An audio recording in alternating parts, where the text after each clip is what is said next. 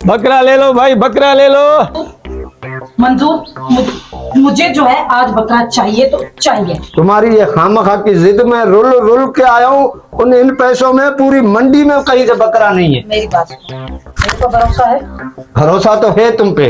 तुम रुल के आए हो, मैं रुलने नहीं दूंगी। चलो तो निकलो तो सही तुम। अरे तो महंगे बहुत है, नहीं ले सकेंगे। तेरी जिद मेरे को मार गई ना। अच्छा तुम बिस्मिल्लाह करो, बिस्मिल्लाहिर्रहमानिर्रहीम। बिस्मिल्लाहिर्रहमानिर्रहीम। अल्लाह के राह में देना है ना, कोई ना कोई अल्लाह। बात फिर तुम करोगी, मैं नहीं करूंगा। अच्छा मैं ही बात करूंगी। निकलो तो नीचे तो उतरो यार।